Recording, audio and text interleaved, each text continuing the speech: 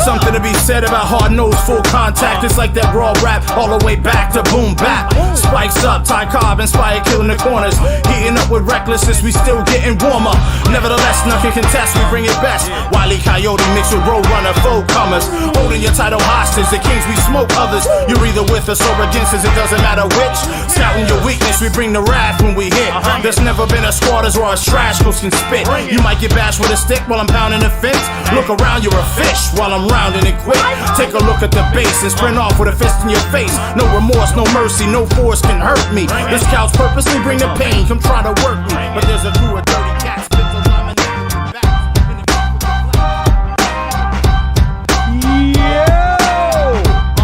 Softball fam, how the heck are you? Welcome. It's Wednesday after Winter Nationals, which means, we got a tournament to talk about. We got results and winners and losers and K's looking and all kinds of good stuff. 330 fences with 305 swings. So much to tell you about from the weekend. Hold on. You gave him credit for 305? Well, they hit it. Anything up to 329, doesn't matter. You're giving them way more strength than they deserve. All right. I want them to play again, brother. Roll off. I know. You get, I get it. Imagine that though. Like, hey, come play my tournament where you cannot hit bombs with an Onyx Nuff Said or an Easton, Ronnie Salcedo Empire. Well, get your weight up. Bat that you pull out of your closet. See, that's why you're the people's director, my dude. Because if it was me, hey, hit a couple push-ups, bro. Get your weight up. You know what I'm saying? No, I'm just clowning. I ain't hitting no 380 moms. You know what I'm and tens of Marks fans. Yeah. You said the people's director. The people's director. Hey, go ahead and get it done. Do you like pie? You know what I'm saying? Right. Jimmy Neal would get that. Yes. All right. So look, folks, this show is jam-packed full of goodness. So we're going to be moving fairly quick here to get all of our stuff in because I actually have some important updates for you that have not been posted anywhere yet. Yes, so let me jump in right now. Let's pay the damn bills. First and foremost, to my boy Mickey Czar, who I apologize. I had to sit you one night at League because Justin Watkins' opinion means a lot more to me than anybody else's. And he said, you need to stop for a week. Pulled his hammy and he was out there trying to play League like he was Kirk Gibson or something in that World Series for the Dodgers. But Justin said sit him, and I sat him. So I did what I was told.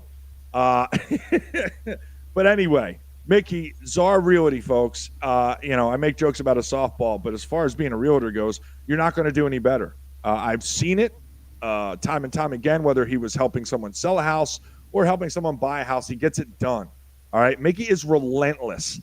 Now, sometimes that sucks as a director, but it's phenomenal for you as a buyer or a seller.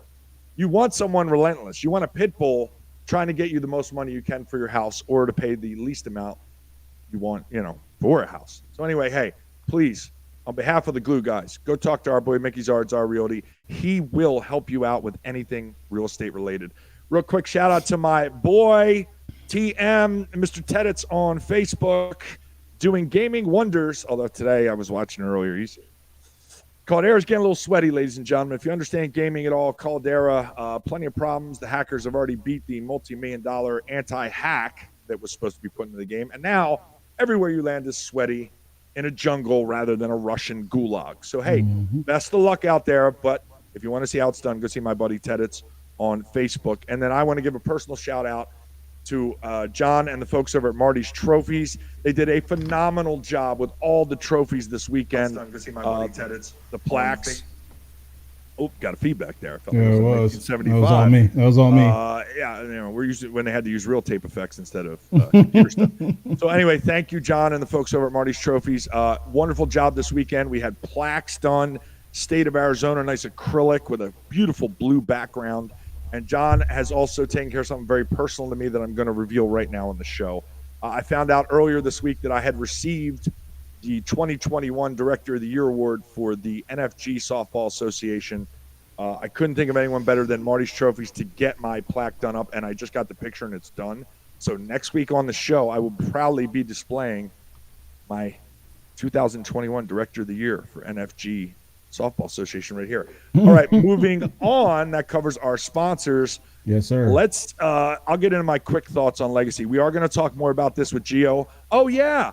Hey, guests now, ladies and gentlemen. We're going to have some actual guests on the show talking about softball. Papa with your little criticism this weekend that I don't talk enough softball. Well, you're getting it tonight, buddy. You're getting it tonight. Gio's going to join us right around 6:20 to talk about his experience out at Legacy. He ran in the Opens with, I think it was Photos by Westcott, because that's on the front of the jersey, but I think they're called Reckless. I'm just calling them Photos by Westcott. His experience out there on the turf fields and the 330 fences, and we're going to talk some about pitching with him too. But my initial stuff from, I guess I got to say it. Reviews, yeah. Chris Sobel from the AAA Challenge Cup team, one of the coaches, coming on to talk to me about my prediction for the weekend. All right, now back to the show. So, because Los doesn't like it when I whisper, so he likes to type things in. So nobody missed that. That's awesome. Thank you so much, partner. Sell me under the river. Just gotta keep it honest. Keep it honest. Where did my knees go? They were here a minute ago. So my initial impressions of Legacy and Bellbank Park at Legacy Sports Complex. Let me get the proper name, as I was corrected this weekend. You say the whole thing like a Tribe Called Quest. Not a half step. All right. Anyway. Yeah. Moving on, guys. Obviously, you've read the post. You've heard the feedback. The park's not done. It's just not done. They opened for us because they guaranteed us this event. They had a bomb-ass pizza vendor. Problem being they showed up at 11 and left at like 6 when it got dark. So if you didn't get pizza by then, you were SOL. But if you could get it, woo! And the one on Friday and Saturday wasn't even as good as the one on Sunday. They brought in another oven. So I don't know if it was listen, fire.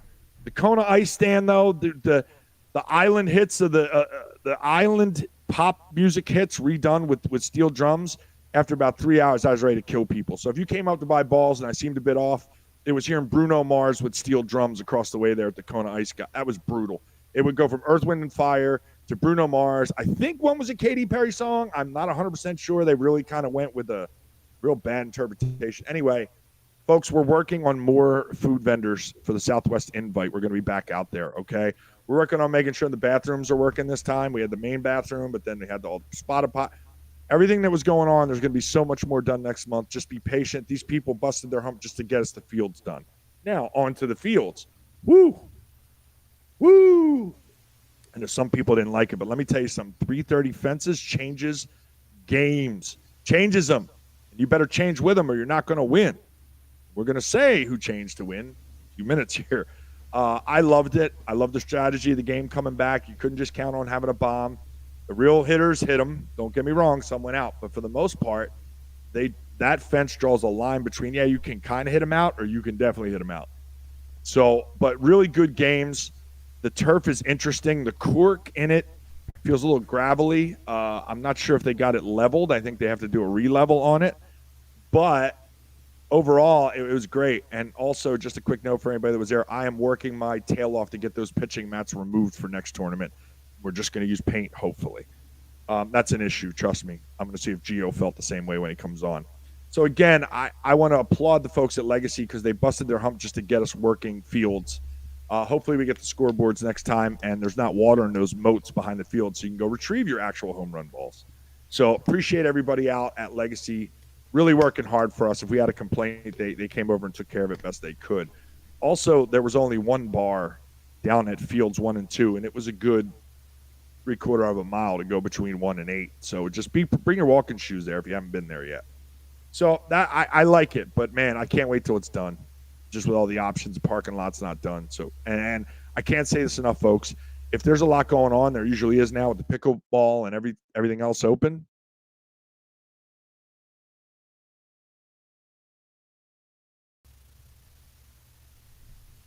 Hold on a minute.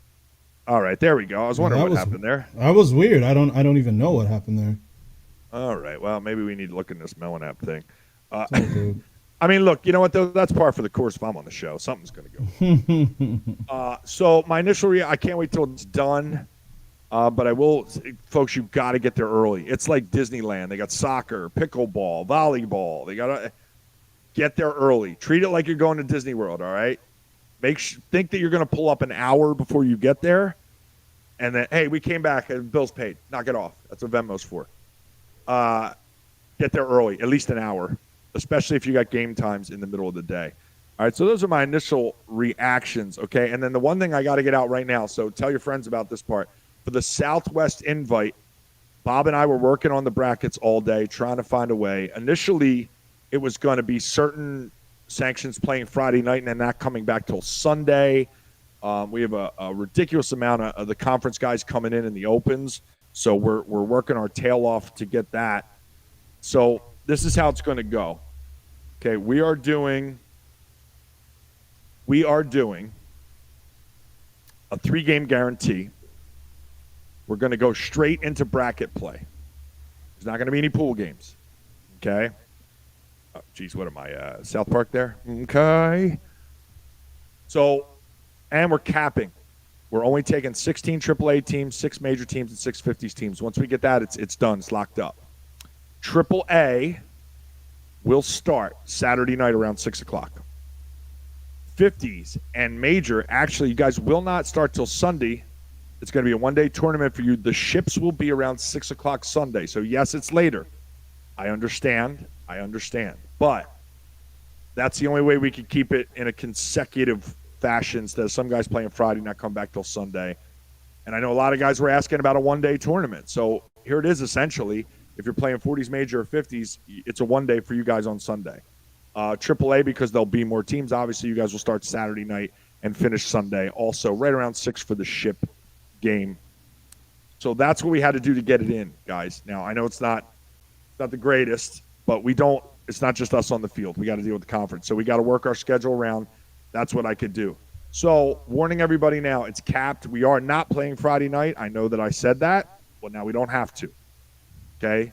AAA starting Saturday at 6, 50s, 40s major, just Sunday. Ships at 6 o'clock on Sunday. Get on the website or hit me up, get your deposit in so you guys don't get shut out on that, and we're going to take care of that. That's the most important thing that I needed to get off. All right, so let's get into the actual tournament this weekend, Winter Nationals.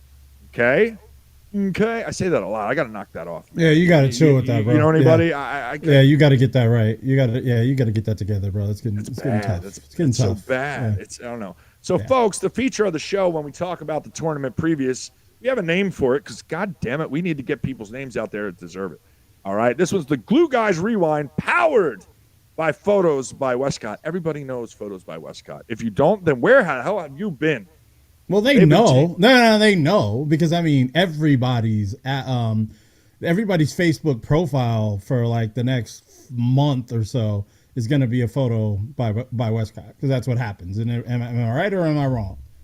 No, absolutely. Everybody knows they are the quintessential photographers of Arizona softball at this point. Well, Carrie and Jason were nice enough to grant us use of the photos from the previous tournaments, which we wholeheartedly appreciate. Absolutely. And, and that's why they're powering this thing, because they are powering it, okay? Exactly. They're going to hook us up with all the winners and the pictures and the good stuff from the weekend, and then we're going to put them out right here every Wednesday after a tournament so you guys can see it. Now, I know a lot of you throw those messages in. You jump in those DMs about, oh, why didn't you get this guy? Why didn't you get me? Or, I made a great play. Listen, something they wanted me to put out there, it takes a week for them to process all the photos normally. Folks, Winter Nationals had a lot more teams than normal. So give them some time to get your pictures up. You can't be sending messages on Wednesday about where's your picture at. If I may add, though, if you're not pleased with the time frame in which they provide the pictures for free, you can always reach in your wallet and donate to them, which will help them to move a little faster on your photos or maybe your team's photos. But if you're not paying, you probably want to just wait and be patient and be polite. Money talks. So let's get on into that. Let's get on into that rewind from the Winter Nationals for senior class. Right? Yeah, I think we got a couple of photos that take you through my tour of the winning squads. Starting off with the women. You want to know why? Because the women deserve to be first. And if you're not married, you will not fully understand that concept. All right, here's our women's. We are a chivalrous vulgar lot here. A chivalrous vulgar lot. Happy wife, happy life. Here's our women's seniors winners here. We Gucci. As you can see, they got like a blanket there. Is that what that is? Yeah. But as you can see, folks, I was talking about earlier, Marty's trophies. Look at that awesome acrylic plaque there. It's a plaque. Right in the middle, man, with the blue background. You can see U-Trip off. Look how nice that is, man. You're not getting a better trophy than that in Arizona right now. That's what I'm saying. That's what I'm saying. It's all about the plaque. For everybody that was giving me grief about plaques, it's all about the plaques. Yeah, well, it turned. We got a 180 on that. That is everybody is pro plaque now. Pro plaque, folks. I'm a trendsetter, man. What can I say? Yeah, Cookie, congrats to you and your squad. Great job for us out of Freestone. 40s women's champions. Here's our runner-up. Signs of Aging, because there's an SOA 50s team. I always get confused. So SOA, Signs of Aging, runner-up. I think they were undefeated going into the ship. And We Gucci's a nasty squad. So that could have went either way right there. But, hey, congratulations on that. And, no, T-shirt's not better than the plaque. You're crazy. You got to hold the plaque before you make a judgment. There you see there's their plaque, their runner-up plaque. Just as nice. There you go. Just as nice. So there you go. Thank you for playing U-Trip Seniors SOA. Great job there. All right, moving on. Let's move on to the men's. And, I got a story about this game. Here's our 50s champions, Amigos. And the umpire schedule got jumbled, and I had to go do the bases for this game, which means there was a call that was controversial. There was I think it was second baseman let a ball drop on purpose, guy on first. No infield fly there, and there is no actual rule. Amigos had questioned that there was, and I want to thank those guys all on that team that reached out. 4 or 5 of them messaged me to say, hey, you and Marcy were right. Great job making the call. So I want to thank you for calling out good umpiring, since everybody's always crapping on it, so not the Amigos. Great job in the ship. They were up most of the day. Wampler doing damage in the outfield. That was weird. I'm not used to seeing him out there, but great job by Mr. Wampler and that's crew. Jesse Pruitt doing a great job. Ship was having a really good tourney. He didn't break anything this one, so I'm really proud of him. And you can see, again, there was an awesome plaque. And then our runner-up, no stranger to winning things, AZ Heat. Want to give a special shout-out to Mr. McDill, pulling double duty this weekend, jumping in DHHing for 40s SOBs, and then running back and playing 50s with Heat. He did complain about the 330 outfields, but then maybe if you only played where you were supposed to play, your knees wouldn't hurt as much. You know, I mean, you kind of got to weigh insanity versus your complaint. So it wouldn't have helped you if the fences were 300. You were playing on 2 different teams. So I wanted to put that out there. Sorry, had to be done.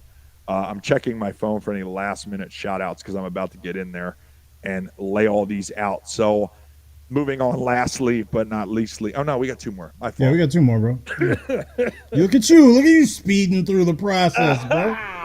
Boy. You're a Philly guy. You're always supposed to trust the process. What are you doing? I got a John shirt on for anybody at home watching. I'm repping with the hat, too. We'll talk about that in a minute. Hey, 40s major champs, they don't get out much, but when they do, they make noise. Roster check in a wonderful final. Okay, it did go to the if game. Roster check was undefeated coming in. They had a great weekend. They were just solid, and they had a couple clutch Tom Brady-like comebacks where they walked it off in the open. I think 2 of the games they won by 1 run. So, hey, great job. There's that confounded plaque again. As you can see, they also examining the rings. You don't see them, but the rings are phenomenal.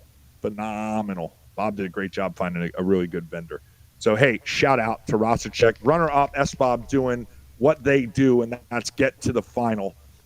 They won the first game. They had to double dip, and then I think they just ran out of gas toward the end there. Let me get my shout-outs for S-Bob. Offensive MVP was none other than John Ramirez, who also pitched.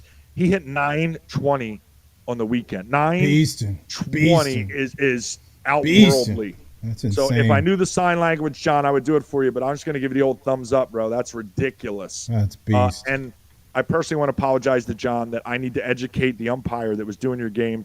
Those short front ones were all day 6 feet, not illegal, but you don't go in the field and show up an umpire. You talk to him after. But just between me and you, I thought they were strikes. And don't forget, I am a pitcher, so you know what I'm going to say before I say it. All right, all tourney for S-Bob, Tabo, Sammy, and Jeremy DeWitt coming over from DDT to help out. All tourney selections. And let's talk about my boy Big Vince, all right? I got to watch the ship games, and everybody knows Voodoo Vince is a large man. He's a large man.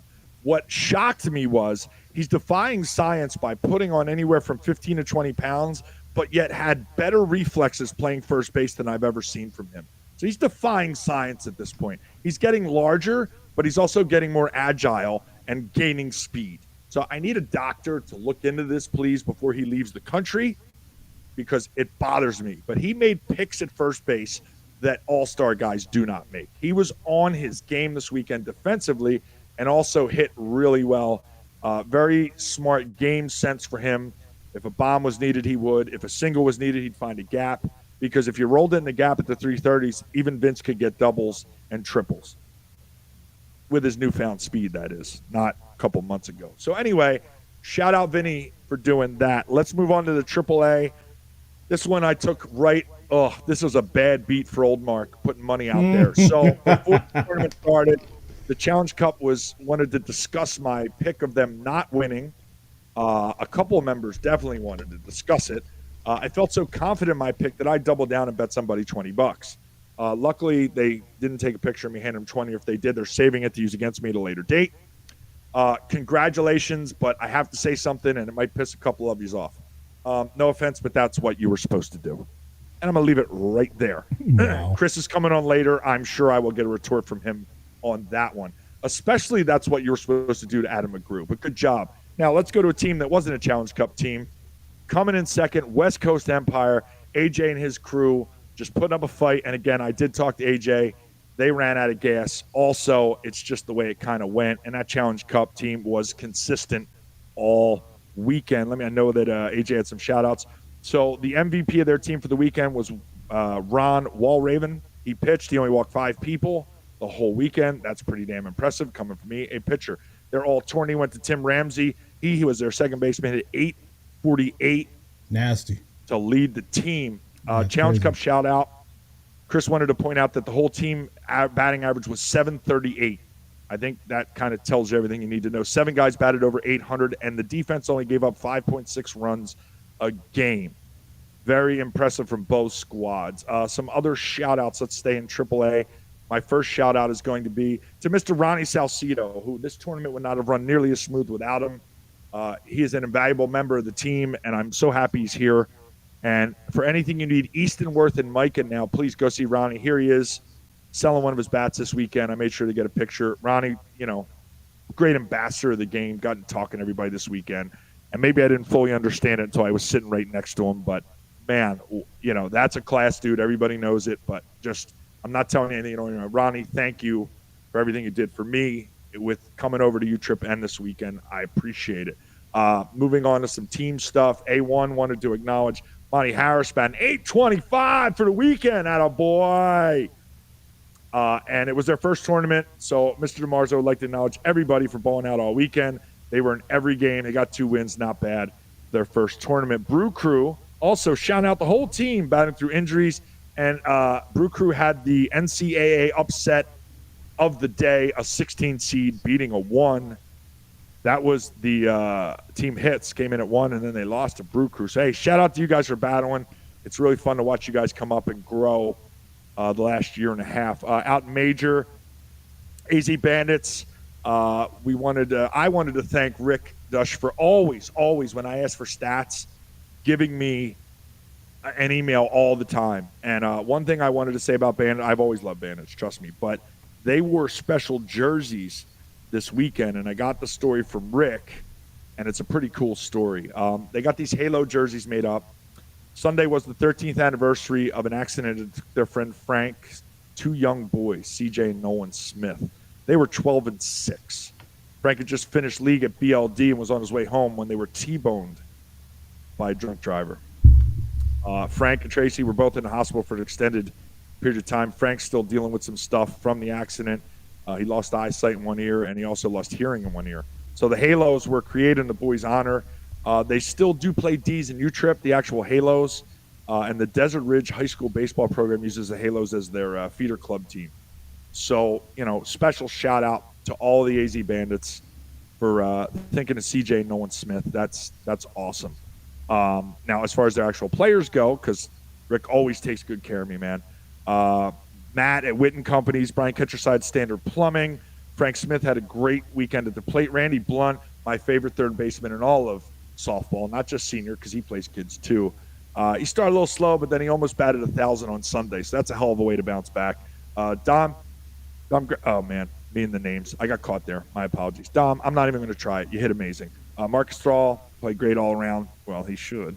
And Jason Harvey also had a great weekend hitting. And that, hold on, no, I got Icon. Because Heshy always texts me 5 minutes before I start the show. But I like him, so I'm going to take care of him. Yeah, I'm just going to keep my complaint to myself. Go ahead. I'm going to let you complain in a second. First and foremost, hey, let's all give Gabe a big welcome back. Fought off COVID, man. He made it to the respirator on that stuff and made it all the way back. Played his first tournament this weekend, and he hit 722. Gabriel. That's not your real name, but it sounded cool. Hesh also wanted to just shout out his whole outfield for playing near flawless defense on 330 fields. I agree, that's hard. Irvin Flores, 813. Way to go, big boy. And Joel Buchenacher, Jesus, 737, and that's good, even as bad as I butchered your last name. And Hesh wanted me to say, and welcome to the team, kid, to Joel. Now, I have a special shout-out for Hector Soto, their second baseman. Where we were set up, I have my truck out there right by our table. I could pull all the way in. Mr. Soto decided that he wanted to test the 330, test the 340, test 350, and one bounced my truck. And I went, oh, boy, I'm in trouble. Now, keep in mind, I'm on the back of another field. And then he proceeds to hit the next ball and hit it on the top of the truck. So good job, Hector. Thank you. I appreciate that. That covers our shout-outs. Is our guest available? Yeah, it looks like it. I think they're ready to join us. Give me a sec. Let me get some things cleaned up real quick because, it's that time of the show. And I did pretty good. I made 6 minutes. Oh, we got Sobel. Well, wrong guest, but that's all right. Yeah, that's all right. It's tough to keep it all in order. All right, we're fine. You know what? Yeah, why don't we screw them up and put them both on? Yeah, we'll make it easy. Make it easy for them. And if they get out of hand, we can easily mute them. You know what I mean? But I doubt they'll get out of hand. That's the fun of it, right? We do it on the fly. We'll do it live. Hold time. We'll You guys hear me all right? We got you, Gio. Chris, can you hear us? I sure can. All right, I need you to just hang tight here. Apparently, we're working on the fly, so it's a panel now. No, we're good. We're good. We can drop one. Highly questionable? No, it's not good enough for Gio. Highly questionable is not a good enough comparison. What was the one with the buzzers that you can mute people?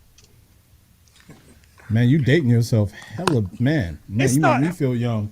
I felt like I was on like 2 days ago on ESPN. Who watches TV? Oh, you're talking about part in the inner. No, that's not part of it. Oh, I know what you're talking about, but I hate that show because it's annoying. Yeah, I hate the host. Yeah, I hate the host too. So yeah. We'll move along. Killing me. Fuck it. Yeah. Killing me. You know what I'm saying? All right. So anyway, guys, again, appreciate you joining the program. Gio, we'll start here. You were out there. You were running this weekend. I got to watch a little bit of the pitching. I don't know about those Laker colors. I don't know, but I love the photos from Westcott logo, so I can get over it real quick. And I know that's not your fault. That's Jeff Bryant. And I'm a Lakers fan. I know, but I'm an Eagles fan, but the colors won't work on a jersey. They just don't work. I was super into it. They were kind of a lot of people were like, I don't know about those colors. They're kind of annoying. I was like, that's kind of why I like them. Sounds about right. So, I mean, your first impressions on the turf and pitching out there with those horrible pitching mats. Mats were tricky. A lot of people were moving them. I figured as so. There's really no need for me to move them because I'm usually kind of happy feet up there, and it's just going to move anyway, so I kind of just rolled with it. But the turf itself, man, that was brutal. Our infield kind of struggled a little bit. It was I felt like we were playing the balls right or correctly, but the ball would just kind of stay flat most of the time. It wouldn't hop like a true hop would. So I couldn't really, fault anybody for it. It's just we're just gonna have to get used to it when we're out there. Well, I was calling it the victory lane PTSD syndrome, and I saw shortstops on every team do it where right when it would take that bad hop on a victory league night, you'd saw kind of the jerk up, and the ball never came above most people's knees. I'd say 90% of the ground balls I saw never – the cork ate it. It was literally flat by the time it got to the infielder unless it was smashed. But the cork on the first hops off of bats just ate balls up. And it was funny to see who was going to adjust and who wasn't. But I obviously I didn't play on the field. You did, so you probably have a better impression of that. And then I tried kind of like maybe after the first or second inning, I was like, maybe I'll just try to fall on the ball. And I ended up catching 0. And yeah, so it didn't work out. Hey, I'm all for progressive thinking. I mean, if you're the first, you're the first, so we'll have to keep that one in mind. Problems need solutions. That's all there is to it. That's correct. Problems need solutions. So now, as far as the men's open goes, I was trying to find out today, and I'm not even technically sure who the winner was yet. And you'd think I'd find out. I can't. Now, I know the men's Challenge Cup team, when I left there, was the winner, but now I'm not 100% sure. Have you heard anything about this? Yeah, I think with Culture Athletics being from California, most of those guys probably didn't want to have too late of a Saturday night, so they probably wanted to wrap up towards the end. Plus, they had a long tournament, and I'm sure the Challenge Cup guys didn't really feel like having a late night either. So I think they kind of called it a truce and let's just wrap up the day or something along those lines. But I don't think there was an official winner. But I think they didn't want to have to go through the whole double dip. Although it was a close game, from what I hear. I think it was like a 6-run ball game. And in the open, that ain't nothing. No, and that's what I'd heard too. That it was a pretty close game. I just didn't get all the details. And then the other thing I wanted to ask you was, did you notice guys changing up their swings at all? Or did you notice early on guys thinking they got it all and watch an easy pop-up or fly out to a fielder and then maybe change their swings up later in the day? There was a few that I saw people thought they got on the first night that didn't go, but on Saturday morning, the wind was kind of blowing out to right. And there was some balls that I was already kind of asking for another ball, and our right fielder ended up catching them. The wind was blowing heavy, and so that was kind of funny to see. But those fields were big, man. I felt bad for our outfielders, but they got a lot of energy. They got a lot of speed. So yeah, I don't know how Wodo does it. He's smoking a pack a day, and he's still kind of out there huffing and puffing. You should have hung around and saw some of the guys I had to watch. It was funny because the 50s were the only ones that complained about the outfield in the 330s. And I would expect that. I would expect that. The 40s, I didn't hear a peep out of the 40s guys. So I don't know, Chris, did any of your outfielders have any complaints about the bigger fences out there? Not really. I mean, the guys on the Challenge Cup team want to go 5-man all the time. You guys are nuts. Absolutely nuts. And personally, your pitcher, and I know one of them, should have told you wanted 4 because he loves to talk it up and stand out there as a target. You can guess. I'm all for a 5-man though. Put someone behind me. I ain't catching it. If you got the athletes, absolutely. But you basically got to hand all your outfielders a $20 bill and be like, look, we got to run 3 for a while and like try to pay it off. 20. I played with ABM in Sholo one year on a 4-man because we were playing on that big field, and we were playing against Dirty Money, which is Esparza, Carl Hamm, and all them. In the wind, it was cold. It was in Sholo. The balls were hard. That was probably the scariest game of my life. And of course, Carl Hamm got me right on the ankle bone. Yeah, that sounds like the first time I tried pitching. We had a combined AAA majors tournament. The first time I had to pitch to the guys at BPM, that was fear. Normally I don't care. That was fear. There was no crap talking that day for me. You didn't hear a peep out of me that day. And now luckily they still like me. So the one time I played them most recently, they were like, yeah, we purposely didn't hit at you. I didn't know if I was offended or happy, but I got to go to work Monday without any bruises, which is always nice. So Chris, your initial impressions of the fields from a senior's perspective.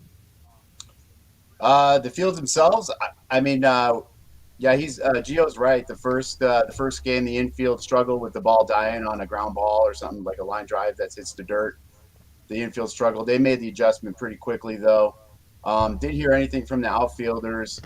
The distance, I mean, I think that's how senior ball should be. I think it should be farther out with the bats that we're hitting now. So no complaints from us. And again, my shout out to all 7 guys we're bringing to Florida for the Challenge Cup team that are playing outfield because, without a doubt, they were like, dude, let's go 5-man. Let's go 5-man. We got it. And so didn't seem to phase us one bit in that regard.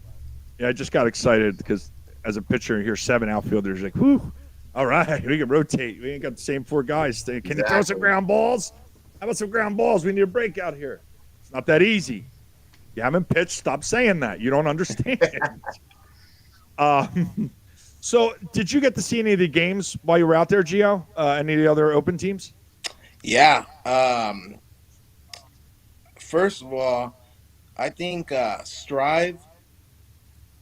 I was on the losing end of it, but I was actually super impressed to see them on the way how they played the game was. It was demoralizing for me as a pitcher, but man, they were hitting the shit. Can we cuss on here? Absolutely. Yeah, say what you need. Say what you need. I want to say they emptied the clip on me. Razor Ramon Gallegos hit a walk-off grand slam. I've always felt like Strive has the guys, the offense to do it. Defensively, they've always struggled, but they had a rough year last year after being the top D team in Arizona the year before. They stuck it out, came back this last weekend, and put a hurting on us. And I would like to think that our team is probably one of the better C teams, or gonna be, with on paper at least. And they did their thing, man. So shout out to Strive. I watched the Lund and Challenge Cup team game. That was a good game. That was a really good game. Yeah, Lund was on a really nice run there. What I got to see, at least, they seemed to figure it out pretty quick based on what I was hearing from the umpires and what I could catch getting away from the table. They seemed to figure the turf out pretty quick in that, whether it be the hops or the outfield or setting it a certain way, they just seemed to get to every ball that was gettable, I should say. If it wasn't really strong in the gap, they were making the plays and then some extra ones too, from what I heard. But again, I think it's tough to try to judge a team after one game on that turf. That's why I was curious what you had seen over the course of the tournament. I mean, I know Classy had a rough go, and I know those guys are good. Pino, I don't know. He pitches. Now he's probably going to kill me for that. But I mean, I know a lot of those guys. I know what they're capable of, and they just had a rough weekend. I attribute it to, number one, they hadn't played in a while, and number two, that turf will mess with you if you're not ready for it. If you play that turf like you're playing on a 300 field, you're going to have some problems. Yeah, and you got to think these guys on like the Challenge Cup guys, the Classy guys, they've been playing on turf for, I want to say, 4 or 5 years already. They're used to it. Lex, Hoser, Nino, they're going to Florida quite often. And they're kind of already used to this turf. The turf now at Legacy kind of plays like Florida did in the first couple of years, where you weren't going to get very many hops. Now that it's beat down, it's kind of getting a little more like Vegas, where everything's bouncing. So they have a lot of experience with it, and I'm not surprised that they just went out there and it was just like a normal day for them. As far as Classy goes, they haven't played really good ball as far as like how SLM, Alpha Source, Classy used to play. It's been a while since they've played consistently well, but you look at their lineup and it's not going to be an easy day. They have nothing but hitters on that team, like big hitters too. Smoot, I think he's one of the most consistent hitters throughout the year. He's scary, man, but he's not one of the ones where you look at the lineup and he's the first one where you're like, damn, Smoot's in the lineup. But when he's one of the more quieter ones visually, when you look at a lineup, that's scary. You know what I mean? Yeah. I mean, listen, that team will get an award for all shit talking every day and twice on Sunday. I mean, they got some real professionals over there. I was joking around with Junior, and speaking of Pino, we call him the hitman or the hired gun. There's nobody better. I will bow out any shit talking contest with him at any point. I think I'm like 0 for 10. I might have one quick one on him, and that was only because he's walking away, didn't hear what I said. So I'm gonna claim the win on that one. So why don't we pull this video up? And I'm glad Chris is here too, because it was his team. Do we want to go to the video first? We do have a question that kind of dovetails into a topic that we were already going to talk about. You want to go there? Okay, let's go there. Let's address that. I am going to show it on the feed real quick so everybody can see it. The question is actually addressed to Gio, but coincidentally, we were already going to be talking about it. So it's good to be able to get another perspective, and especially from somebody like Gio who's been playing and is phenomenal himself. So the question I'll read just in case. What would you think of a U-Trip style pitching in a senior tournament? Now, I know that Mark's going to be giving some announcements about some fancy stuff that he's come up with to kind of address some of the conversation that we're going on before. Mark and I obviously have this conversation fairly often because I whine and bitch about it all the time, and I make sure that I tell him all the time. All the time. Yes, all the time. In fact, I probably said it twice during pre-show today, and then I just said it right now also. But nonetheless, what I'll direct it at Gio first, and then we'll kind of go around the horn. Yep. What do you think? What do you think would happen? What do you think it would be like for U-Trip style pitching to be in a senior tournament? So I'll start with, I don't watch a lot of senior softball. So up until about last year, I didn't know that they were just sitting ducks out there pitching with these balls and these bats. Oh yeah. And I thought that was insane. Yes. Ludicrous. I think I'm crazy, but man, these pitchers got to have balls pitching these senior balls and these bats. Hi, I got balls. How you doing? So, yeah, I mean, I think as a pitcher, I would like a U-Trip style format, but yeah, I mean, I don't know. I mean, I would say absolutely. As a pitcher, yes. All right. Yeah. So what we got to do is we got to go out to Cactus one night. I'm gonna get one of these. I'll get you a 50s guy. I'll get a 50s guy. Maybe I'll call Gibby up, and we're gonna have you stand on the mound and throw him a nice senior rock, 44-375. I'm gonna let him swing one at you with the senior bat, and I just want to see if you have the same opinion after one coming at you that you never see coming. Yeah, it's crazy. But all right, I'm gonna shut up now. Crazy. Let's see what Sobel thinks before I weigh in. Yes, sir. Yes, sir. Guys like Eddie Soto and what's that other pitcher's name? Chuck. That'd be brutal if they could do their thing in seniors. That would throw a real wrench in the game. I'm not that great of a hitter, so I like it just the way it is. Someone said dancing makes you a target. Yeah. To be honest, that's kind of the point if you're a pitcher. Yeah. It is. It is. It really is. It is. You think we're doing it because we want to dance? No. The man. point of making yourself a target is the worst case scenario. You got a single, homie. You know what I mean? You want to try to avoid these guys from splitting the gaps or hitting that home run. If you can take any attention away from their game and focus it on you as a pitcher, that's kind of the point. I'm not even a solid. I'm not even a pitcher like y'all. You know, I'm not even a pitcher like that. Like, it's but not I will just say, the juking though. It's the strike zone too that's going to throw people off. It's that strike zone as opposed to the mat. Yeah, I was going to say that has always been my biggest complaint, my biggest problem. I bitch about it to anyone who listen. I'll do it right now as well. Is the mat? Fuck that mat. The mat's no. That's just trash. I understand why. I understand why there's no jukes. I understand all of those things. I know someone on the stream said it's slow pitch. You're not faking out people. But like Gio said, it's not that they're trying to fake you out completely. It's not a cartoon, right? It's just that millisecond of change in your eye, just that millisecond that you hesitate, that changes the difference between, in some cases, like you said, the guy can hit a 350-foot bomb, or he hits a single that's a couple hoppers to the third baseman. So I mean that is the point. But at the same time, I absolutely hate the idea of the mat. It does give an advantage to the pitcher, and I do understand that it is to give an advantage to the pitcher. But as a hitter, it's such a bullshit game most of the time. Mike in Louisville Slugger, Proton, Onyx all give you an advantage when they hand you that bat. Nah, so man, I'll do that. But I mean, at the same time, that's why I said I try to be pragmatic about it. I hate this, right? So I still have to say, yeah, I get why. I understand. I don't necessarily disagree with the why. It's just the implementation of it makes me sick because it drives me crazy that you'll have a ball that's literally not a hittable pitch until 5 seconds before it bang drops on the mat. And I'm a hitter. I'm not a pitcher like you guys. You know what I mean? So I'm not thinking of it as a pitcher. I'm thinking of it as a hitter. I'm thinking of what you train for and how you train and how you BP, and it's crazy.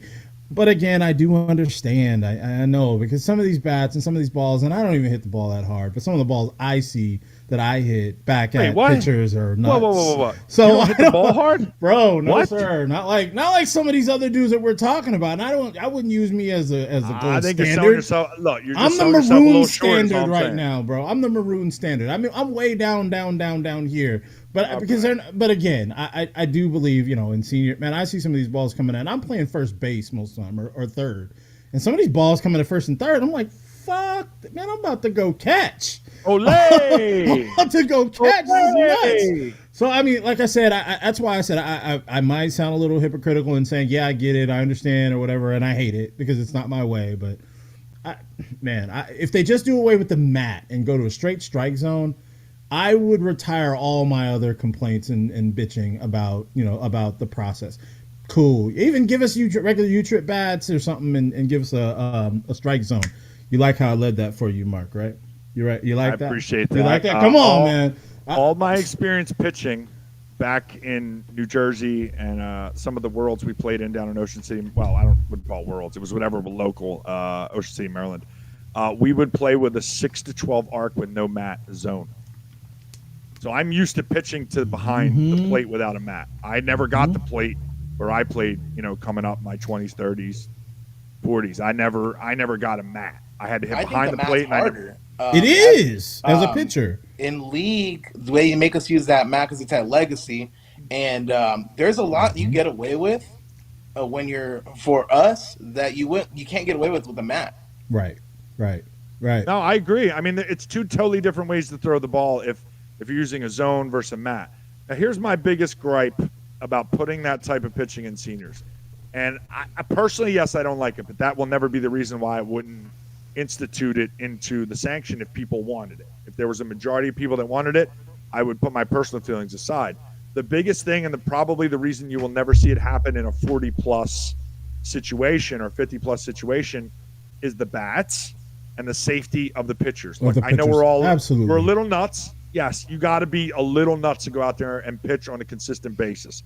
How many guys I know that went to league and pitched and came to a tournament and went, yeah, no, I'm good, man. I threw in league. That first one that comes back with the little hop at your shin, or the one at your chest that that's the one place you don't have protection on, and you're not sure which one's going to curl. The one you can't turn the glove.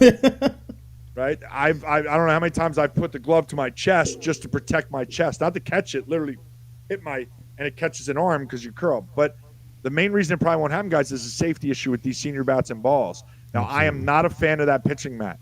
Not a fan that's a dead ball the minute it hits the mat and completely take the middle of the field out of it for hitters. I will never do that. That changes the game too much, in my opinion. But with these bats, and then are we talking about you're going to do your jukes, fakes, and cartwheels on a 6 to 10 arc, or do now I have to go to that 3 foot from release rule for the kids? Somebody's going to die. Literally, my argument a pitcher's going to die. That 3 foot from release is 6 feet.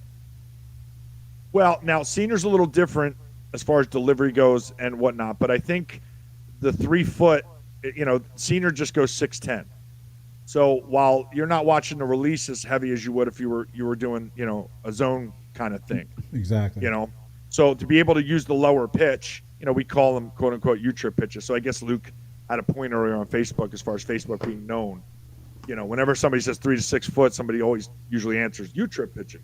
Yes. U-trip. Mm-hmm. That's the zone we can't have with senior bats. So a low U-trip type pitch there up to 6 foot is going to get a pitcher killed. And I don't care what these senior guys say, they don't have that much back control. They just don't. There are certain guys that do, but not the most majority of them. So I can't put people's safety at risk because the pitchers aren't going to pull themselves. We're already half crazy already going out there. Well, I got a helmet. I'm good.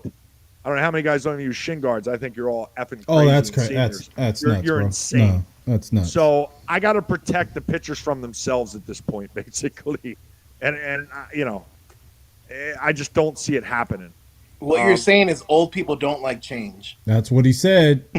That's what he said. Yeah, I mean, if we're going to black and white it, I guess. But brass tacks, you're not wrong. Safety trumps anybody's personal likes or dislikes. The worst part, I got to convince national too. You guys don't forget that.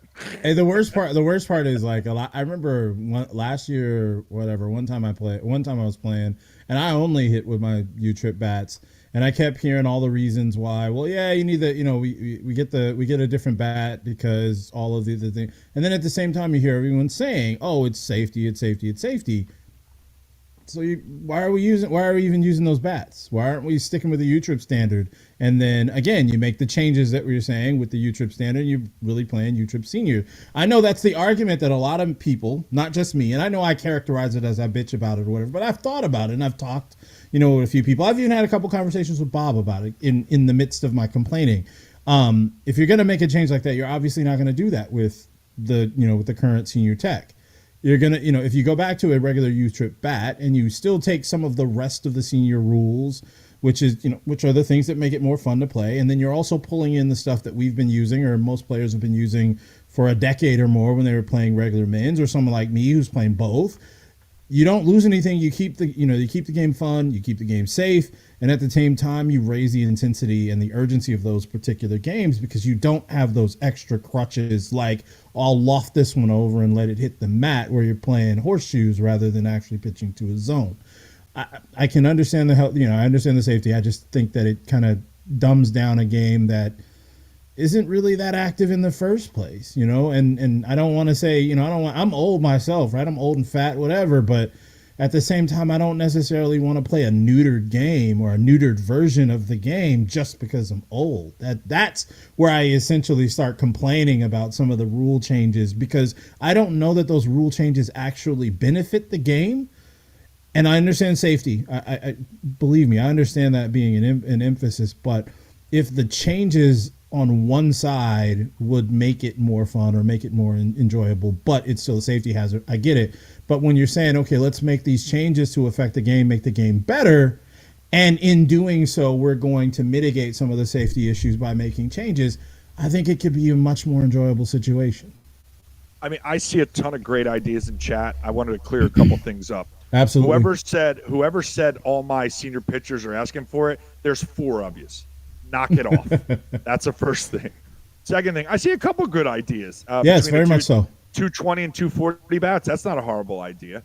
A couple things. So I have a compromise to offer.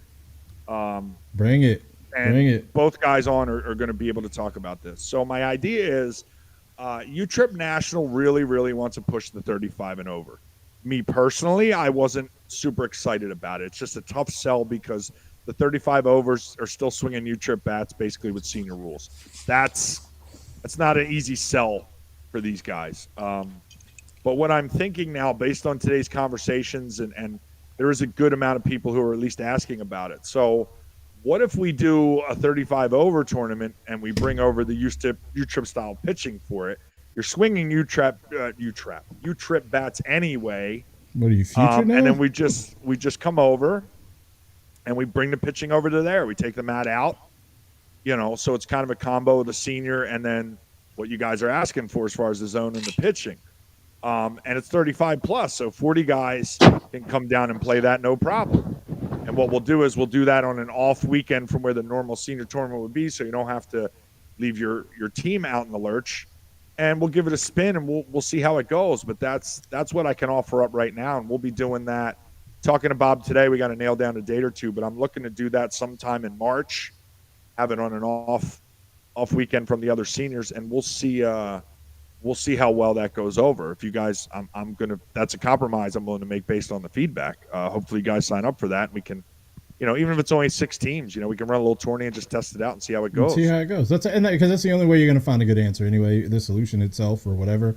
I do want to go back to the stream real quick in that in the chat. There are a couple of things that I wanted to bring up that you mentioned that were pretty good, but I did want to make sure that people saw them on the feed or heard them on the feed. One person, and I'm sorry because I'm not actually monitoring the Facebook feed like I should be. It says, if you put safety on it, let the seniors swing 220 bats and let the kids swing 240 bats and starts testing in senior. And I'm not going to lie, and I know it maybe sounds kind of conspiratorial or whatever, but I kind of agree with that. It's like you're talking about safety, but you don't test. You're hoping that if the bat gets too crazy, it's just going to break. There's no testing whatsoever. You can just swing whatever you want, right? So if it's safety, then why aren't we necessarily doing the same types of regulations that we're doing in regular men's or women's or co-ed? So then I'll also add, because in essence, part of the solution is saying that these are older people, reaction times, et cetera, are different. So we'll give them hotter bats. But then we'll say We'll do all these other things because we're worried about safety. I'll move forward. The other one that I really wanted to point out was I swear I feel I lost it. Someone said, "Let's be honest, nobody under 50 should be allowed to use a senior bat." Not gonna argue with that. I'm not gonna argue with that. I'm okay with that. I really am okay with that. Yeah, like I feel like that's the most right you could get. I mean, why? I mean, I'm 42, right? I can go this weekend play men's, next weekend play senior, and I'm using a senior bat on the next weekend. I'm using a regular, a regular 240 or 220 on this weekend. How's that about safety? I don't know who's being saved. Something we absolutely got to look at. They just keep making them hotter and hotter, thinking every guy needs that extra boost. No, about 15% of those guys need that boost. The other ones are just fine swinging whatever the hell they got right now. There's a lot of these dudes that are playing. There's a lot of these dudes that are playing men's, and a lot of these dudes that are playing senior, for that matter, could literally walk into Walmart, pick up an Easton freaking hammer, and do the same damage that they do in a regular situation. Listen, the bat ain't helping them that much. I've been hit by a KP23. I've been hit by a Senior Worth. I've been hit by. I haven't been hit by a Proton. I retired early enough that wasn't going to happen. And it all hurts the same, man. I'm lucky nothing's broken. But I'm not going to be on the mound and be like, that didn't hurt as bad as a senior bat. Like, no. But you're going to do some empirical research. That's a lot of good stuff. But Gio, what are your thoughts on this 35 plus thing? 35 plus, when you brought it up, I initially was like, I don't know if you can get that many teams, mainly because a lot of these guys that are between 35 and 40, they still think they have it at the regular level. You know what I mean? Some are right and some are not right. That's right. But then you have the guys that are 40. The Watkinses, Drew Arriola is now playing senior ball. These guys are murdering people in our division. They're about to kill an old man. You know what I mean?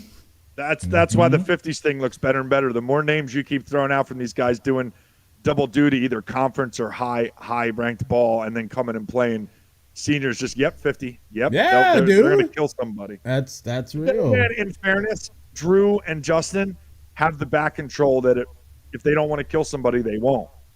Of course, that also means if they wanted to, they could. White Claw wasn't a thing. Moving on. Chris, what are your thoughts on the 35 plus idea here? Oh, you know what? I've been quiet this whole time. I'm just gonna chime in on all the stuff I was quiet about.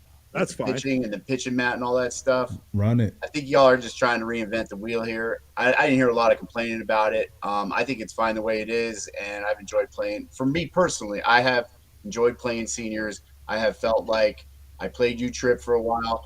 I was looking forward to going to like a more of a chill kind of game in seniors, and I feel like it is that. So I don't see the need to change that too much. I agree with the bats. I could care less about the bats.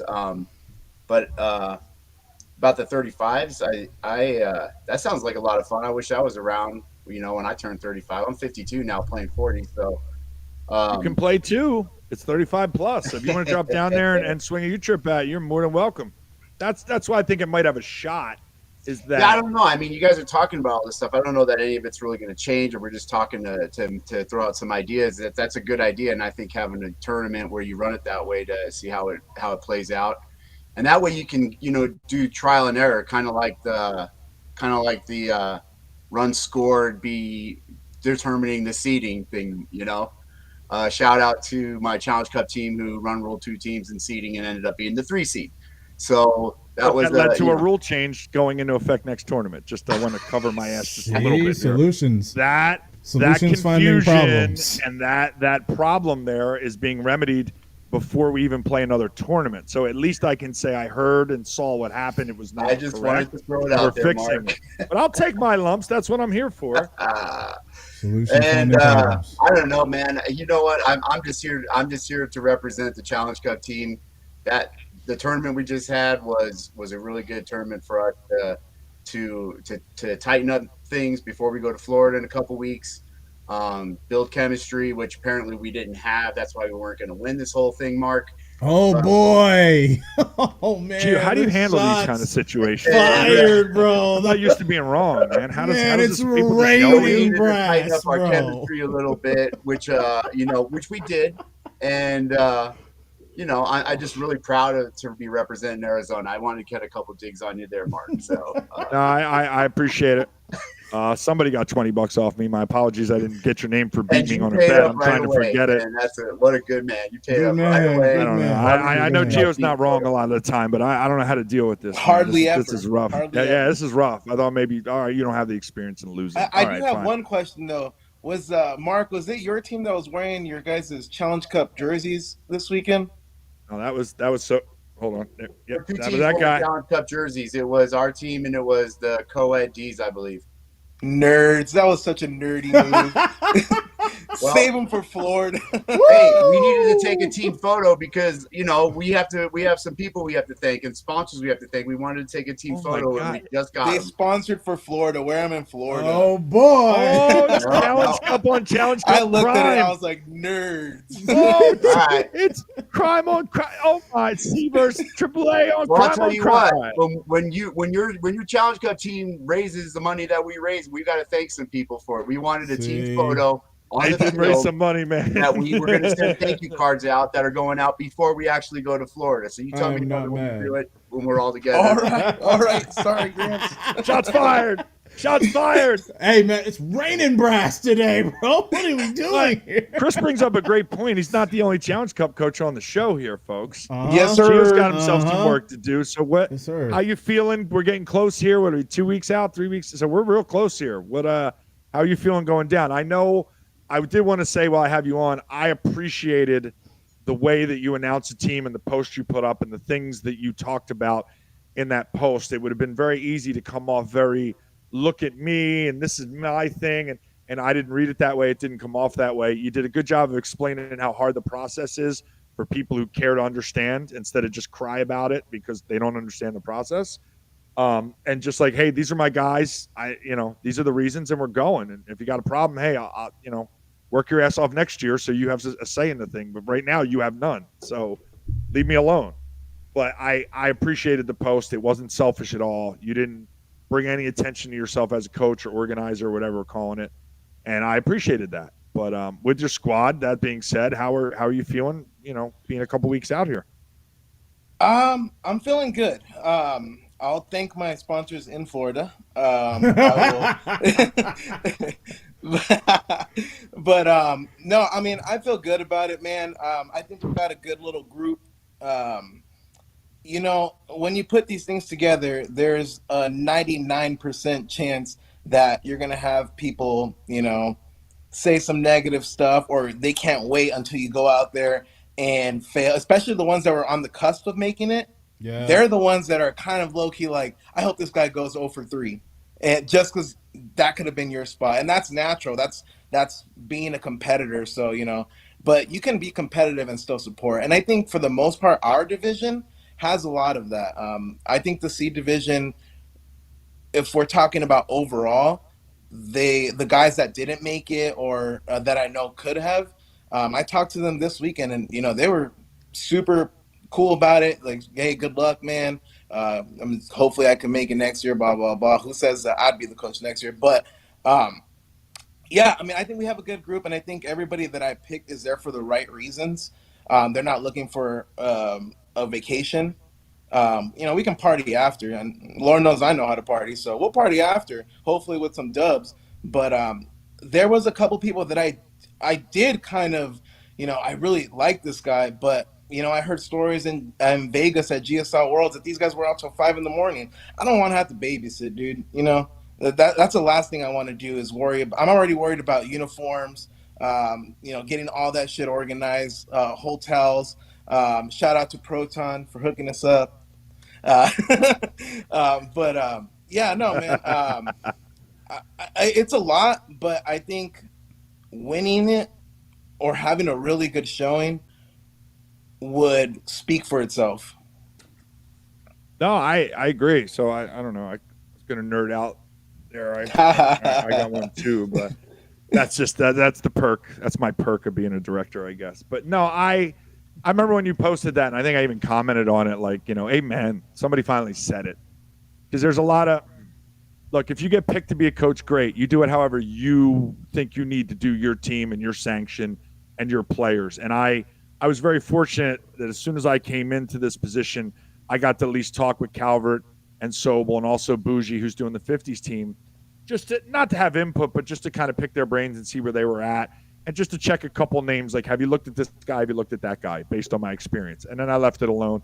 And though every individual coach did a great job, but obviously I don't have direct dealings with you guys on the C, the D, however many D teams there are, E, the opens and whatnot. So I don't know if the process is similar or not. I mean, like I said, it was nice to get a view kind of into your thinking and why you did what you did. And I think personally it cut down on at least 7% of the shit talking.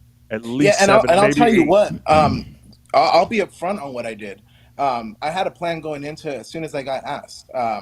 I reached out to the coaches that I think are probably the most respected in Arizona overall in men's in all divisions, and I said, I literally said, I want you to type the 12 that you think should go, and I kind of went off that list. I made my own list as well, and when they all sent them, there was a lot of the same names. And then we probably leave out 3 to 4 people after that, which that's when I started having to do the digging. And for them, I didn't get very much backlash on mine at all, if any, not at least out loud, which that's fine with me. You can say whatever you want when it's off camera. Yeah, we know all about that. But I didn't get any backlash publicly. But for the minimal people that I did hear about saying that, it's all buddy ball, and I see those comments all the time, I'll tell you what, there's about 4 or 5 people that I didn't even, besides having to specifically watch their games from coaches recommending them, Israel Laval, for one, I didn't even know what the dude looked like. You know what I mean? And Right. he was highly praised by all these coaches. So I had to go look at him. He's nasty. I played against him this weekend. I think he went 3 for 3. There's a few people that I've never talked to, had a beer with, and I've had a beer with a lot of people. And, they're not one of them. So I don't think that it's buddy ball. I think it's, a lot of people could agree that these guys are some solid players. And but again, the only way to show it is performing. So now, Chris, talk to me about your process with selecting the AAA Challenge Cup team and some of the things that you went through. Yeah, so Robert Figueroa is the other coach, and what we did was we reached out to we have such a big pool to choose from because there's a lot more teams to pull from there. So we reached out to all the coaches from all the 40 AAA teams and said to give us 3 or 4 of your top players that you think would be interested in going and that could actually go and get the time off of work and make a commitment and be there. And so we compiled this big list. And then about, I forgot, it might've been in November or maybe I forgot when it was, but we held a tryout. We actually had enough guys that were recommended to play a couple of scrimmage games. We went out to where one of the tournaments were. Ronnie was nice to let us use one of the umpires for U-Trip.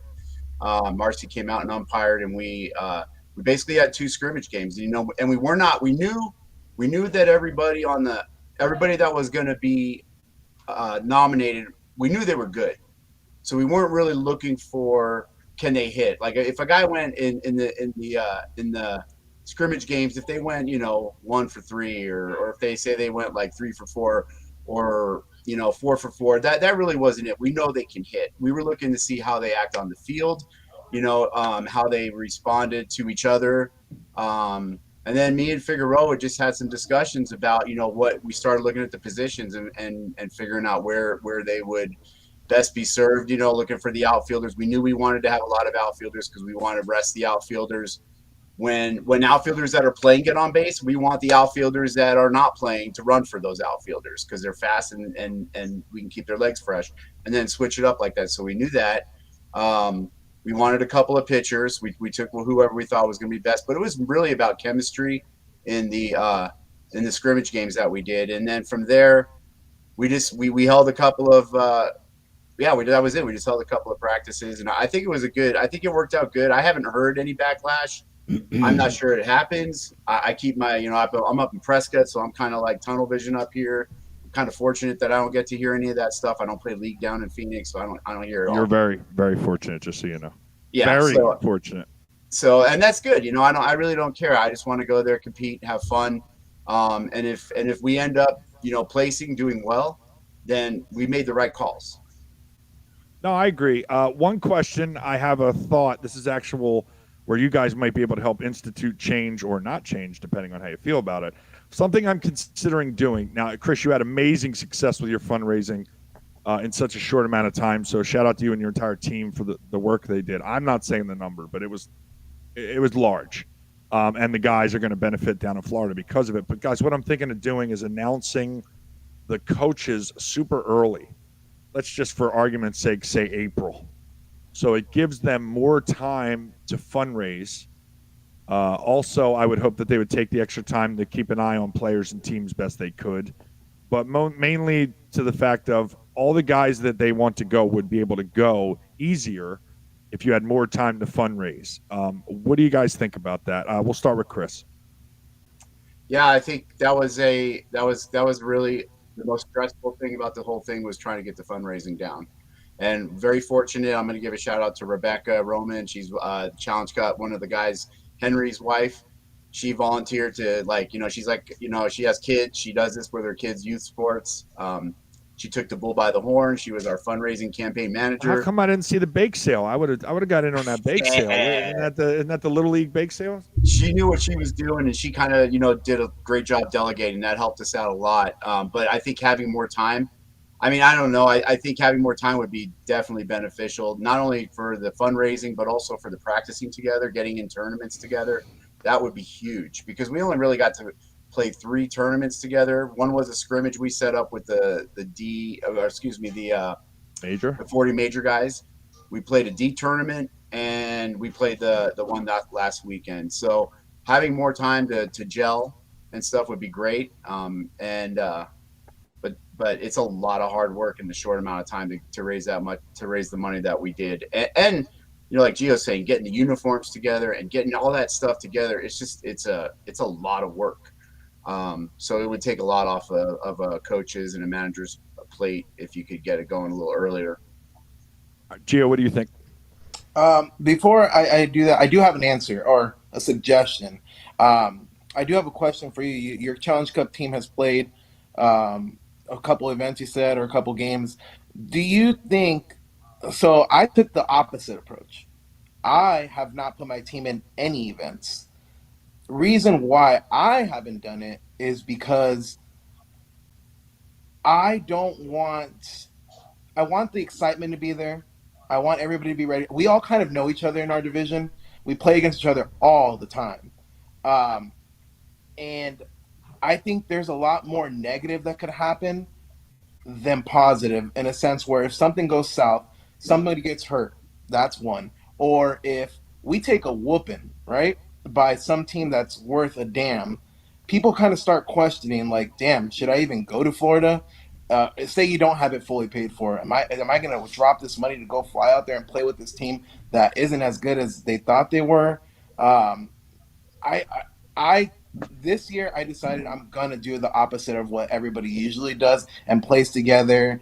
And I saw Dre's team, his D team, they lost to the E team. And I mean, without saying too much, I had players messaging me like, damn, this team's not as good as we thought it was going to be. You know what I mean? Like that's the kind of stuff that would worry me. Well, you also know, you said it's a smaller division. You have a lot. I mean, you guys know each other. There's I don't know how many AAA teams are there, but we had like 40. We had like about 36, 38 guys that wanted to play on the Challenge Cup team. So we didn't know each other. We don't know how each other plays, and it was beneficial for us to do that. And when there was one game this weekend against I think it was West Coast Empire. The first time we played them gave us a rough time, and we kind of rolled through most of the teams that we played prior to that. But when we hit that game that was really challenging for us, we didn't take it as a negative, man. We took it as this is a good character building thing. And that's what I said after the game. Character building win, guys. We need to face some adversity to see how we're going to do through the adversity. But if you don't have as many guys to pick from, I can understand that. Yeah, fair enough. And I'm sure I'll take some lickings if we don't do well. They're gonna say, "Well, we should have played together." But I mean, again, Chemistry, another bro. risk I'm It's willing to just thing. take. Now, to answer your fundraising question, I mean, I knew what was going to happen. I waited a long time to announce my team because I wasn't sure on the last few spots. And by the time that I had my team, I saw a million 50-50 raffles. We're seeing a million squares right now for every damn game possible. Um, it gets drug out, and people don't want to help out as much as that first 50-50 or the first raffle squares. So yeah, no, it is hard. Lucky enough, my begging skills are pretty good, and I got what we needed. But I don't think that we should choose the coaches early. There's a lot of time where coaches get selected later in the year, and people are still kind of like, was that guy the best coach?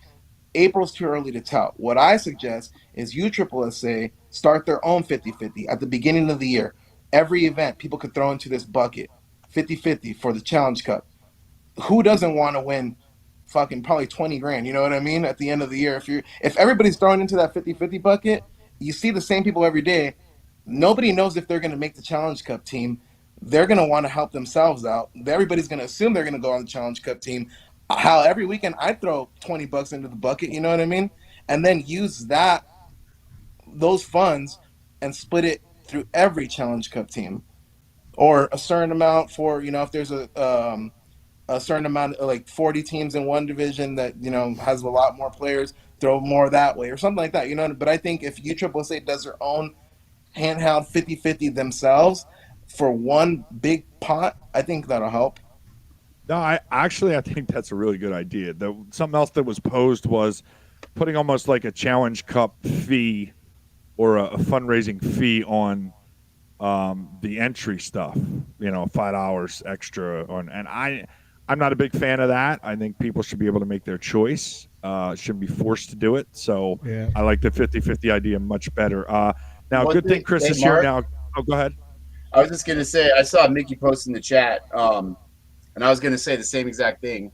That the only downside to choosing coaches early for me is that it's hard for me to do both. My personal team that I have and the Challenge Cup, it's a lot. It's pulling me in two different ways all the time, and I'm not dedicating as much time to my personal team as I feel I should be right now.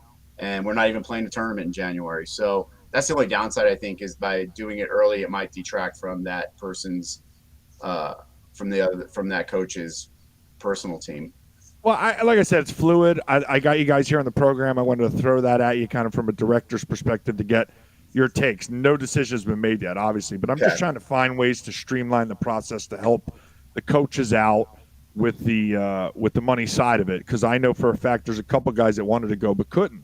And that's a tough time of year, right after Christmas. Some guys just, whether it be family, Christmas presents, trips, travels back home, it's just not a good time to have extra money sitting your account. So if there's a way that I can help as a director to get these guys more money to take the players they really want to take, then I'm going to try to find it. But maybe we need to create a committee early in like February, March of 2 or 3 guys to keep an eye on players and maybe take care of some fundraising, and they'll still be involved in the team, and then wait, like you guys said, to get the coach based on the performance of that year.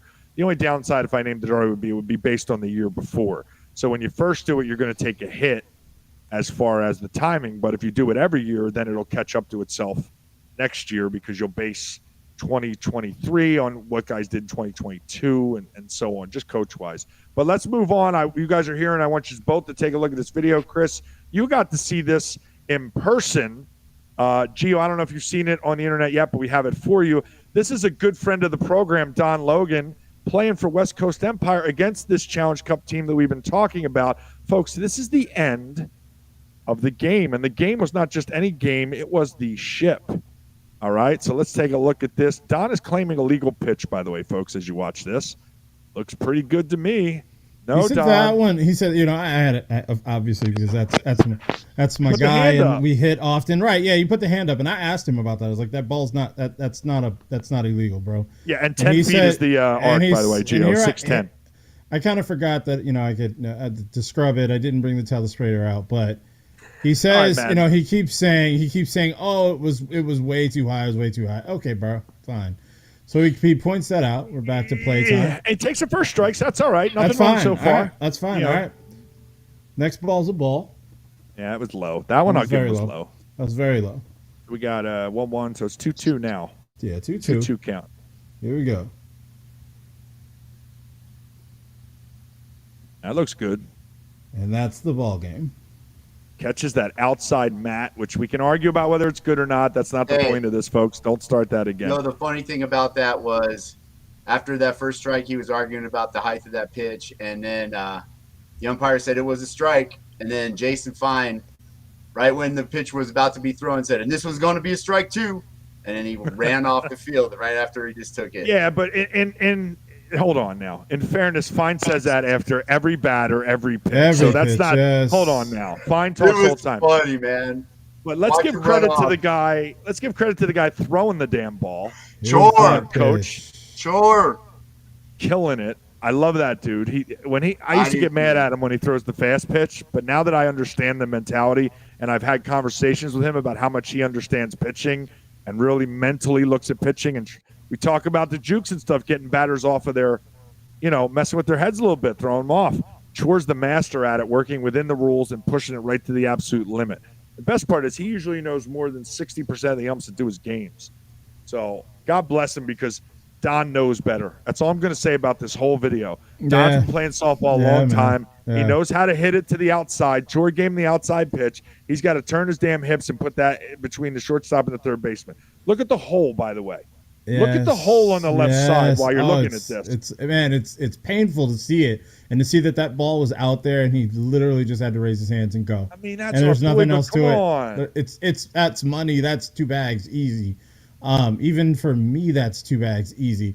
The other problem I have is, for a minute he was trying to say that the second pitch was also illegal. Now look, even if the umpire calls the first ball a strike and you know that he calls a strike, so then you've got to be locked in to pretty much know that anything up there you're going to have to be going. But here's my problem, and I keep running it back, because if you really believe this ball to be that illegal, you're full on ready to go right that moment. If you believe that ball is completely illegal, like he did in the first ball comes, he doesn't even move.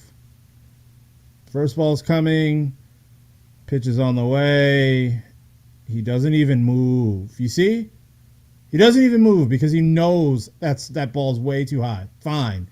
Which it probably, you could say one way or the other. This pitch, however, is lower than that pitch. And again, the hips are already, he's out there. Yes. And that's why I said all he's got to do is throw the hands, and you have that ball, you have that ball right there. I don't know. It's still pretty funny. It sucks too. Yeah. What do you see here, Gio?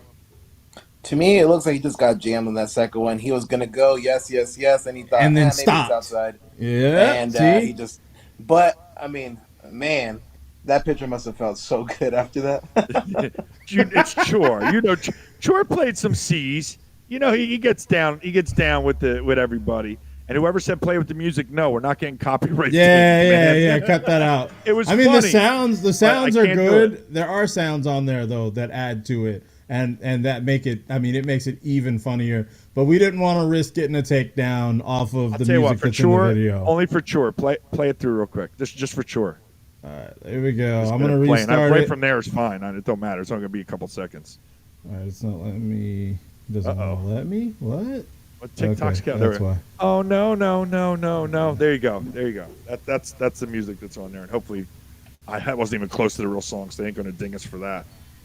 They could ding me for singing bad, but that's about it. So yeah, Don, bro, I just think you know better. I've seen you drive that pitch. I've seen you swing later than that too, and at least hit it to third or put it in play. So I just don't know where your head was at on that one, brother. When I talked to him about it, he kind of alluded to, he was kind of thinking that this pitch was going to be outside, it was going to be high, thought it was illegal, thought he wasn't going to call it a strike, and he was anticipating a different pitch for the next pitch.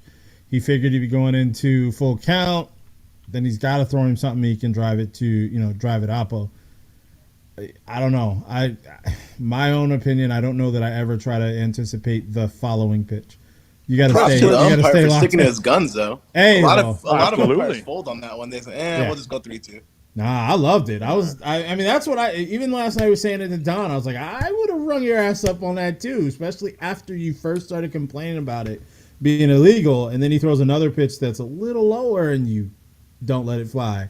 But I don't know, man. The whole game, Chore's working 10 and working 6 on every, and if it's a different ump, he's working 6, he's working 10. He's finding out where.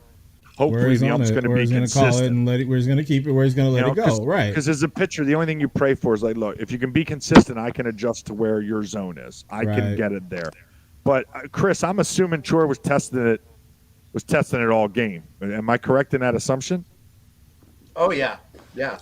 Chore's great, man. She's great. I like when he messes with their head, man. When he gets one strike up, when he's 1-2. He'll throw that like line drive right at the catcher to mess him up a little bit, and then the next one, he changes her eye level and everything. He's good. I've said it on the previous shows, right? So the guys that I just love to watch, I can sit on the bench and watch them all day long, pitching wise. It's just the cerebral guys.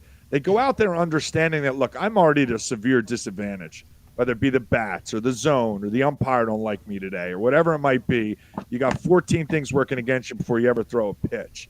And Chore's one of those guys, and I've sung Gio's praises too. He's already on the show, so I'm not kissing ass to get him here. He's here. So I'm going to say it again. This is one of the guys I get, Gio's pitching? All right, what field's he on? Like, I'm going to go over and watch that because, number one, it's consistent, and number two, I've had enough conversations with him to know how cerebral he is and how he approaches pitching. It's not throwing some shin guards at a helmet and just throw it somewhere behind the plate, and there are guys that do that. They have a lot more bruises than me, and they usually stop pitching after about, 4 or 5 innings, but they exist.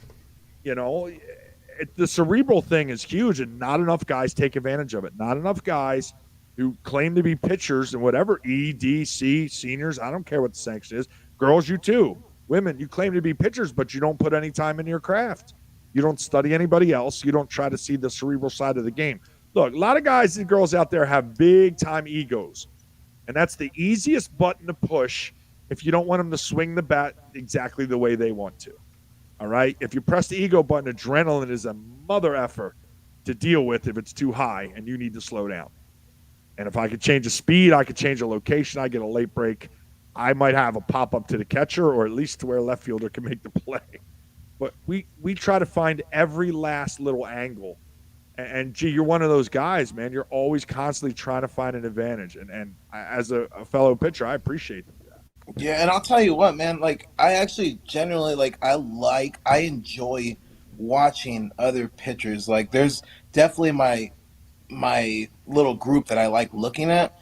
Justin Mucciarelli. I can watch that guy pitch every game. Like, I love watching him pitch. Bug was one of the original guys that I really loved watching. Back in his prime, he used to hide the ball very well. Twan, Kyle Analu's dad, he used to be one of the better guys hiding the ball. There's just so many guys that they can keep you off balance, and I'll sit there and I'll look at how effective they are and what's more effective, and I'll try to mimic it. I mean, I'm the biggest swagger jacker ever. Ryan Adams is another guy. In my opinion, he wasn't very good when he first started, but he literally started doing stuff that I saw other people do, and now he's really good at catching people off balance. You know what I mean? Ryan was a great I'm example. really like that. I like watching. Yeah, I mean, geez, speaking of Ryan, I mean, I think Ryan went through the ringer as far as Arizona softball goes in that he started hot. Everybody was talking about him, and I think it got to his head a little bit. And I've told this to him personally, so I'm not speaking out of school here. I think he got a little too good, a little too quick, and believed the hype around him. And then it all kind of came crashing down, and he had to stop for a second, kind of realize who was being real with him and who wasn't, and kind of look in the mirror and fix what he needed to fix. And let me tell you, not only did he fix it, he's excelled.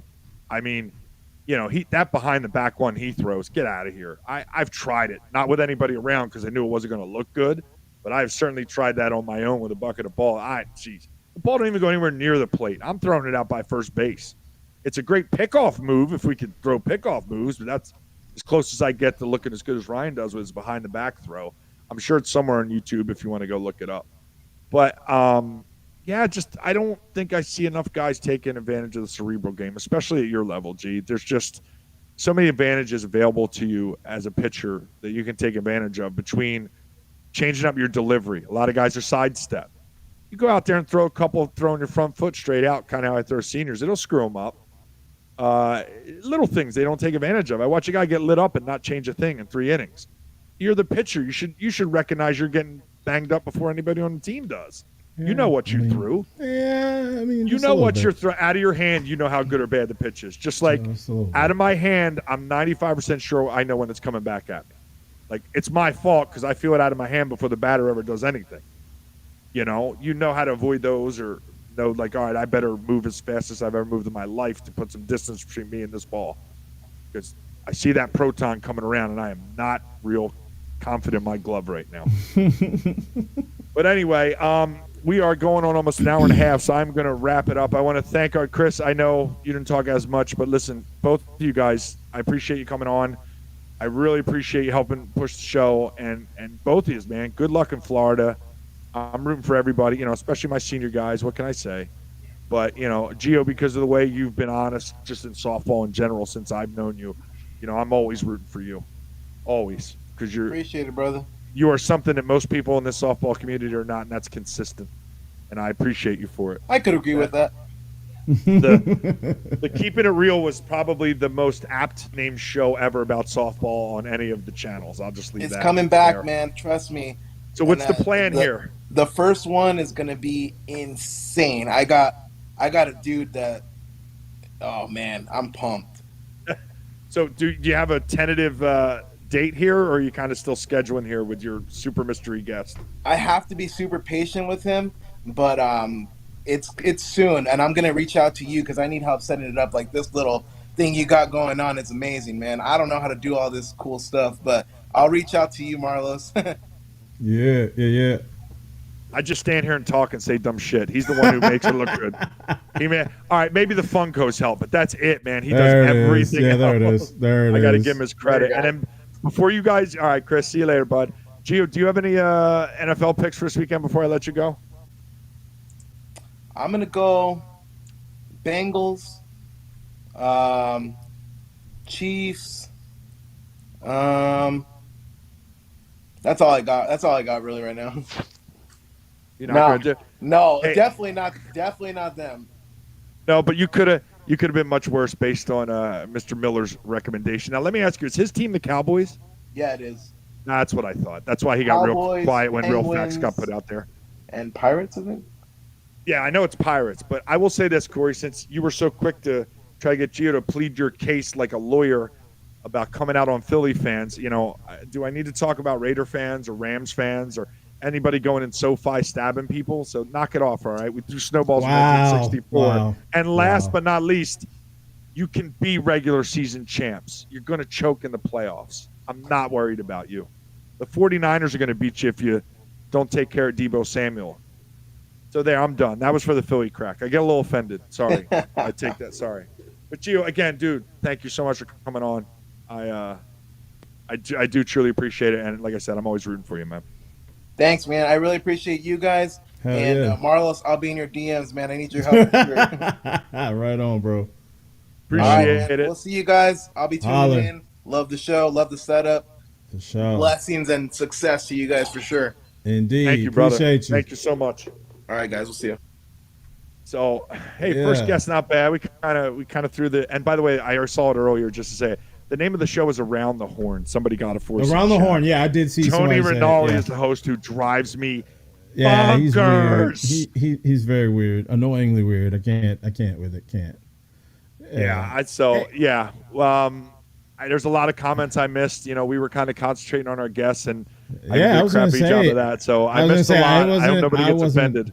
Yeah, I wasn't watching. Usually, I kind of scan it fairly often. I keep it open and scan it, but today we were just kind of keeping it fresh, keeping it going. I mean, I think it's been fun. I think we had some good conversation. Having some folks on, with the stature that these guys do, it makes you kind of focus on the convos, that are the actual audible convos. Not to say that the chat isn't worthwhile, but yeah, it's different, and I think it's great. It's great great opportunities, man. Love it. Yeah, just to remind everybody before we wrap it up, Southwest Invite, guys, the way the tournament's being set up, it's changed. I talked about it at the beginning of the show if you're tuning in late. Basically, what's going to happen is we're limiting teams. It's going to be 16 AAA, 6 major, 6 50s teams only. The AAA will start Saturday night at 6 p.m. All ships for 3 divisions, if we get enough for all 3, will happen at 6 o'clock on Sunday. So for 40 majors and 50s, it essentially will be a one-day tournament on that Sunday. We kind of got really locked up with the fields. There's a ton of out-of-state teams coming in conference, and we're sharing the fields over there. So that's what we had available. Other than that, look, every week I say it, and every week I'm going to keep saying it. Let's thank our peoples, man. Tedits is always supported. Mickey and Czar Realty is always supported. Now Marty's Trophy's on board supporting. That next week you're going to see my lovely plaque come in, hopefully. I'm going to get it Tuesday. But, look, we appreciate the support. We're only growing. We're only getting bigger. We're always trying to do better. So, beyond the ball breaking, if you have an honest suggestion, please always drop it in one of our inboxes, or if you see me out at the fields, please tell me, just like I asked for with the feedback on the tournaments, which we got a ton, and thank you. I want it for the show, too. We're not locked in to everything. We want to make we're it learning. more We're flexible. accessible. We're agile. Yeah, all of those things. There's something. I don't know about agile. Yeah, I was gonna say, but yeah, you're right. You're right. Yeah, I mean, Okay, it is in all right. fact the same.